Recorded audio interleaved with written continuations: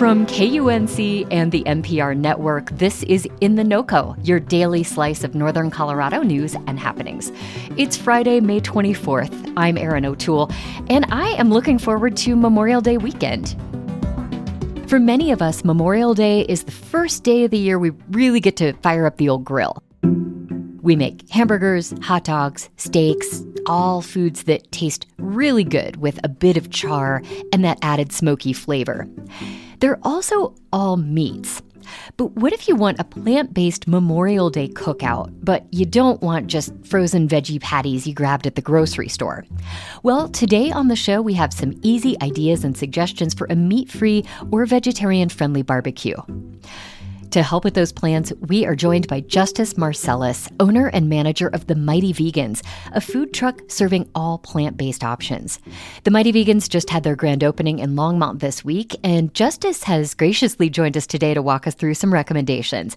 Welcome, Justice, and congratulations on your grand opening. Thank you so much. So delighted to be here. Well, first off, I have to ask, does plant-based mean we need to leave the grill in the garage?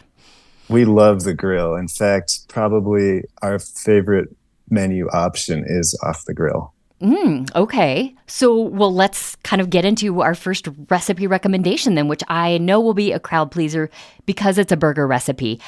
How do you make a good vegan burger? Well, we're pretty into the Beyond Meat, but I take a Beyond Meat patty and I turn it into what I call the smoke and herb burger because I add so many herbs. We had garlic powder, onion powder, cilantro powder, oregano, parsley, nutritional yeast, olive oil, coconut oil, Worcestershire sauce, chopped garlic, red onion chopped up. And that makes for an incredibly moist, delicious burger that even the kids like, because you know the kids are going to give it to you straight. If you can please the kids, you know you're going to please everyone.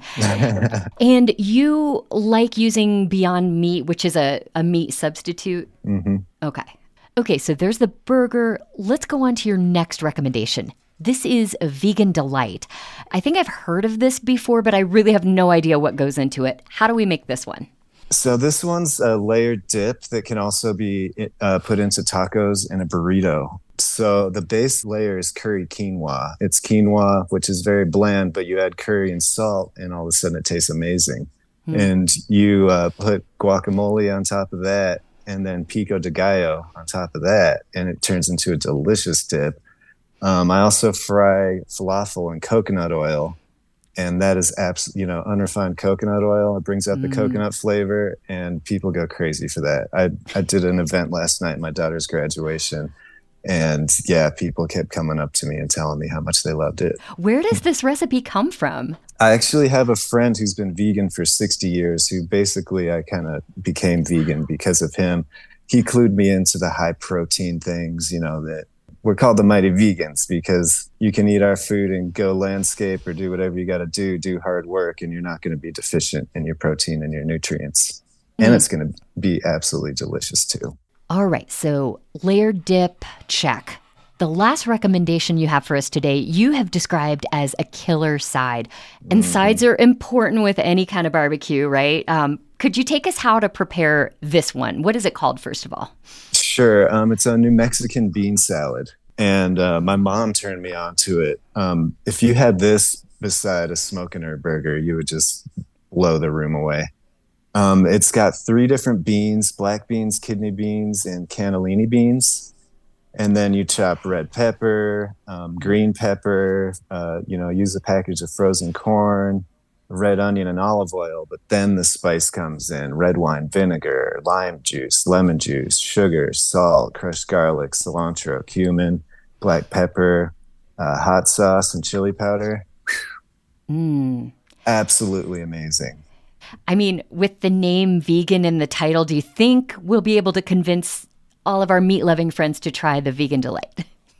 People have told me that the vegan is a turnoff, but I double down with the Mighty Vegans because we're mighty. When you do it right, it can be great. And we've been turning some people around. Now, all these recipes you've given us, are these all ingredients we can easily find in our local grocery store? Very easily. There's nothing that is so hard to find, that you're going to have to go to multiple grocery stores. You can find these ingredients at any grocery store. The only one that's tough is finding falafel mix, and I go to natural grocers for that. Can you talk about, for people who maybe are turned off by the idea of eating vegan because they think it's going to be just a bowl full of salad, how important are spices to what you do? Extremely important. Like I was telling you about the quinoa, if you eat it by itself, you're never going to want to eat it again. But, you mix in the guacamole and the pico de gallo on top, and, add that curry powder and salt. And yeah, you've got a whole new world coming at you. All right. Well, this is making me really hungry. So let me hit you with one last question, kind of a bigger picture question here. I feel that I've definitely noticed more people getting on board with eating plant-based, eating less meat, even going fully vegan. Is this a promising trend? Is this something that you're seeing as well? I mean, you've developed a whole business around people eating this way.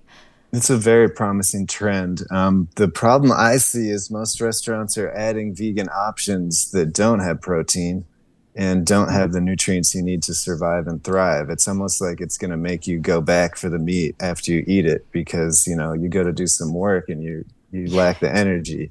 That's why the Mighty Vegans is so focused on these things. I mean, our pizza's got as much protein as a steak, so it's so good. It's so much better for the planet. We could go on and on about that.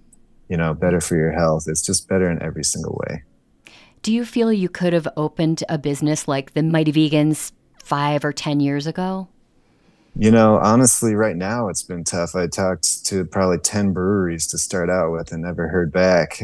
So it might have been a turnoff. And yeah, it's like a 600% increase in vegans over the last few years. So yeah, you're right. It's definitely catching on now more than ever. Justice Marcellus runs the Mighty Vegans food truck out of Longmont. Justice, thank you so much for these recipe tips, and thanks for talking with me today. Thank you so much. The pleasure was all mine.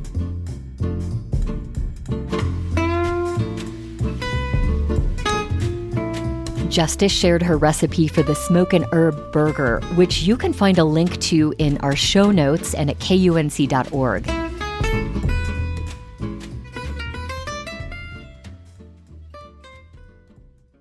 On Monday, Coloradans will honor veterans who died in combat by playing the song Taps. Our colleague Emma Vandeneindy sat down with one vet, 89-year-old Harold Keller, to hear his story.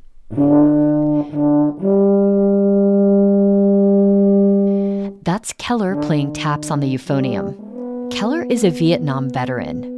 For the past few years, he has participated in Taps Across America, a nonprofit that encourages people to play the song on Memorial Day.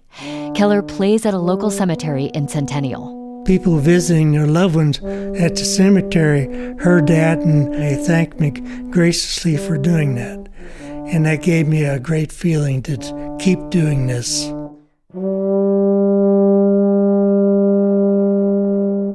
That's it for us today here on In the NOCO.